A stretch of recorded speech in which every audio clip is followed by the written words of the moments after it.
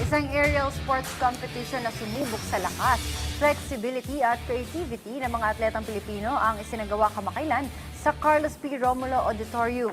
Ang patuloy na pag-usbong ng komunidad ng aerial sports sa bansa, alamin natin sa report ni May JB Hunyo.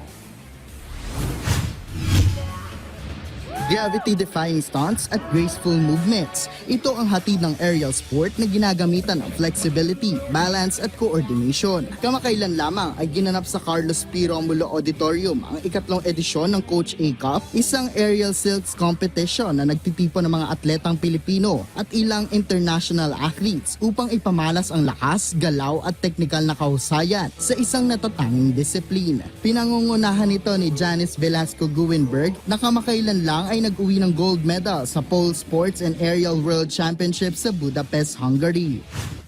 Actually, aerial silks talaga is my passion, which I started to learn noong 2018.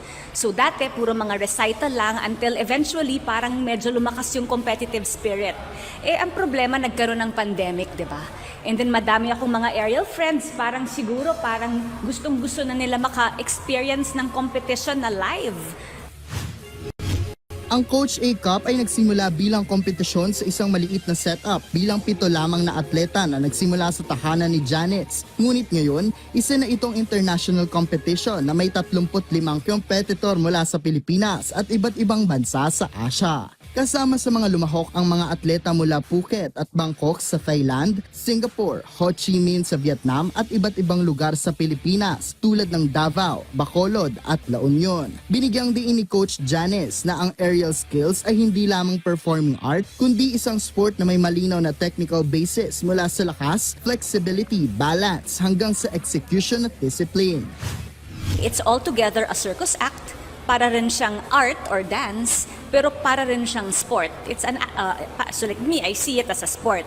So nung tinayo tong Coach A Cup, yung vision namin is more sports talaga. So normally, di ba kunyari, yung mga taong nag-gymnastics at nagko-compete, may fina-follow sila na code of points. So dito rin, for the higher level categories, intermediate and elite, yun yung mga mas matataas na category, strict kami na you have to follow the code of points. Ito-check, meron ba silang elements in their choreography, strength, flexibility, balance, dynamics, spinning, lahat yan dapat sinecheck.